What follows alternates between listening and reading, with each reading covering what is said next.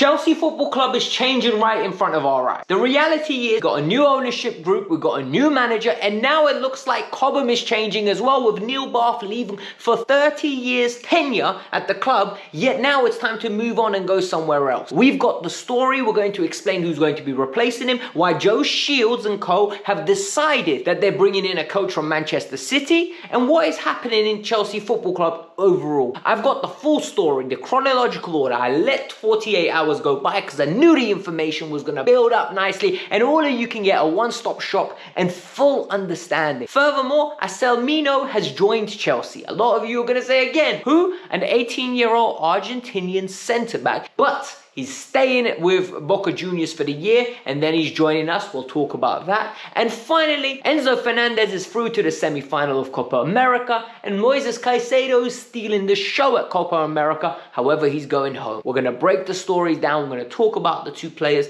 And more importantly, I need you to now hit that like button, subscribe to the channel, sit back, kick back, get your notebook out, because I am going to throw a lot of information at you in this video, and I think you're going to enjoy it. Let's get into it. Chelsea Football Club have been known to be one of the best academies in the world. Not only England, however, in the world. They compete with Barcelona, Ajax, Sporting Lisbon, Benfica, Manchester City, and are known now as the premier spot to send your kids to play football if they are absolutely amazing. What happens? They go there, they get the education they need, and they have a professional career. It is a fact. Neil Bath is a huge component of this. Neil Bath was at Chelsea for 30 years. He's worked his way up, and when Blue Co took over, not only did he get more power, he got promoted publicly. He was made the face of the project. So when we hear, after 2 years of Blue Co being in power, that Neil Bath is walking away and he's leaving, it is a major shock. And a lot of you are going to say, why is it a shock? Who cares? Well, the fact of the matter is, Chelsea's model at this moment in time depends on selling pure profit talent. And this is a huge component. And I'm going to explain to you later in the video my reasons to why everything has transpired. Since that exit, when Neil Bath was very amicable and very respectful towards the club, guys, to stay somewhere for 30 years, you care about it. You care about the institution. He is definitely a Chelsea fan and loves the club. He loves the club more than most people that say, I adore the club. He absolutely gave his blood, sweat and tears for that job. And all of the Cobham graduates that have come through, the Reece Jameses, the Mason Mounts, the John Terrys, he played a vital role in all of this. So we have to give him the respect he deserves. What has happened since? Well, number one, Ornstein and the Secret Scout are confirmed. Chelsea have gone after the under-9 and under-14 Manchester City coach. This is once again reiterating what a lot of people don't like. However, Chelsea are trying to make sure they get the best in class in every position, evidently, in terms of structural or building of the components, right? Apart from the football pitch, they're aiming to get the best in class. They're trying to build a unit, build an organization, and improve their coaching. Joe Shields is trying to get you him, and apparently they've got a relationship already. He was the under-9 to under-14 coach at Manchester City. I don't know much about him. All I know is he must be a great coach. Manchester City have been absolutely developing their coaching from young players coming through, Phil Foden, Cole Palmer, Rico Lewis. And there was a huge revamp there 10 years ago. And now they're one of the best academies in the world. Furthermore, Chelsea have got themselves a new under-21 coach.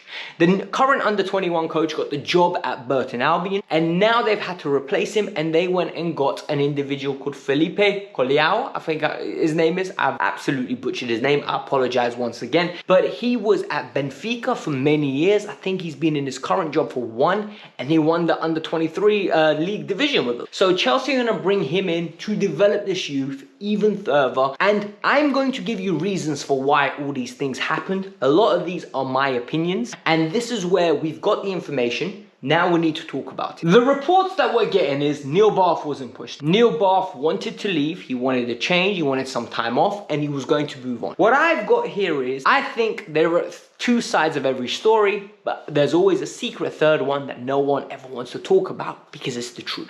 I think his story could be in public, yes, I wanted to leave, it's time for a change.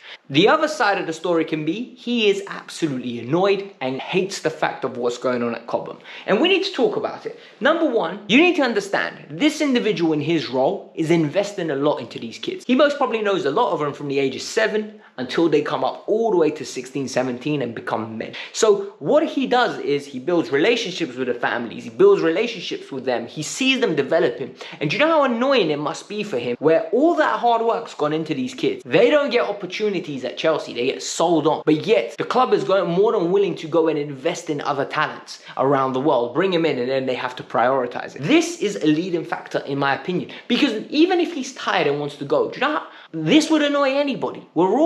Imagine doing a bunch of work and then the work that you've done doesn't get the credit because someone else is prioritizing something else with more power. It's just frustrating, it's annoying, without a doubt. Secondly, I think the big one, people just want to change. Sometimes people just look for new challenges. And I wouldn't be shocked with Neil Bath if he wanted to get a new challenge. And Chelsea Football Club, not entitled to hold his service forever. He's going to go away somewhere, he's going to pop up somewhere else and have a great restructuring. And well done, he's done a good job. Secondly, Joe Shields has got a lot of power in the club. And what I'm going to tell you now is, even with the promotion that Neil Bath received, the power wasn't ever given to him, because Joe Shields and I think Simon Jules, the guy from Brighton that's come in, head of the youth team, head of director at youth level or whatever, they've got so many titles these days. Those two are running the show. So the fact that we're Manchester City-fizing Chelsea, I get it. And honestly, this is what the owners want to do. It's their club. They're going to build it in their way. We could be upset, we could be frustrated. I personally don't get frustrated about stuff like that, because as much as this sounds wrong, what I care about is Chelsea winning at first team level. The youth team level trophies, they don't matter to me. As long as we're developing players and they're sailed on, but we have to have a little pathway, but I want to win. If Chelsea are winning trophies, no one cares about the youth team.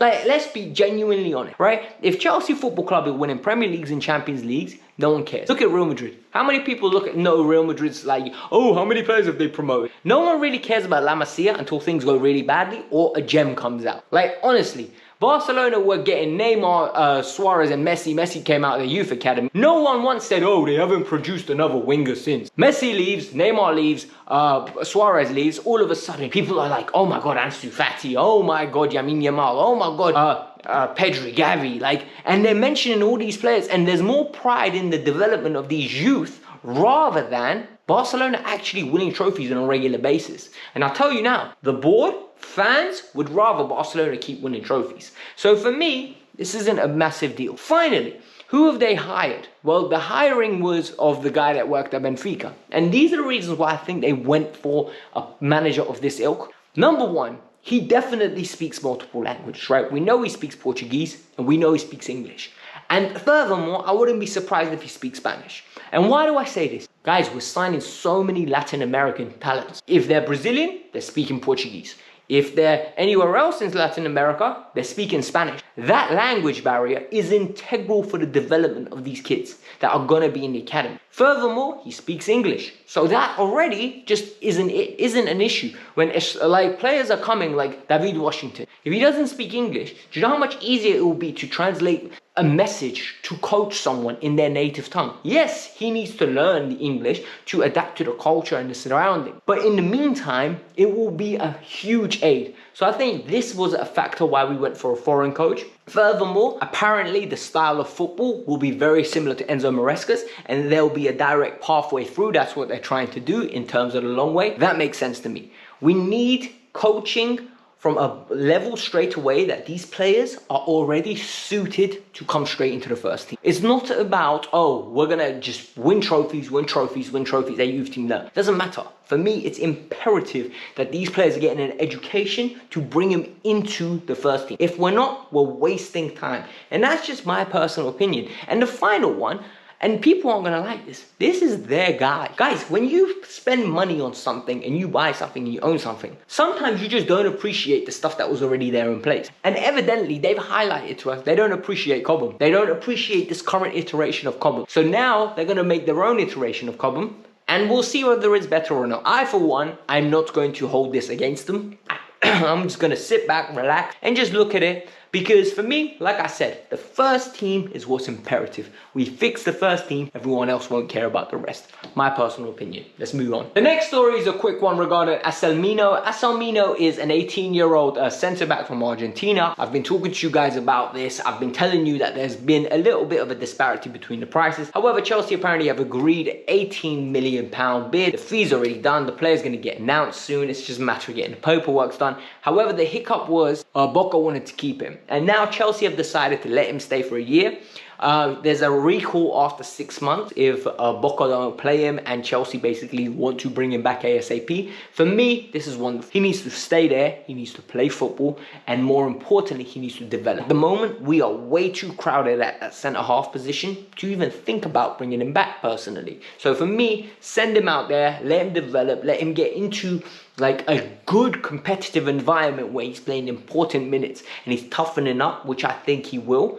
And more importantly, maybe even in a year's time, sneaky Argentina call up. You know, when he's an international, it makes it so much easier to come to the Premier League and just integrate into the squad straight away. And then we actually see the level of this player. That's just my personal opinion. Let me know your thoughts. It's a very short one on him. Now we need to talk about Enzo and Caicedo's latest exports at the Copa America. I want to congratulate Argentina because straight away they're back into the semi-final of the Copa America, of the tournament that they are trying to currently retain. They were 1-0 up and one late goal from Ecuador sent it to penalties. 4-2, I think it was a 4-2 victory if I'm not mistaken for Argentina on penalties. Emi Martinez doing Emi Martinez things after Lionel Messi missed the penalty. However, Enzo Fernandez was substituted late in the second half. Moises Caicedo came out at the end of the game, said we deserved more, we played very well. What I'm going to say to you is Enzo Fernandez could end up having 2 Copa Americas and a World Cup at a very young age and being part of both teams. However, what we need to talk about is the growth of Moises Caicedo and the respect he's getting on the timeline. What I absolutely adore is when now the narrative's no longer, oh, they spent too much money. Now it's, oh my God, he's actually a brilliant player.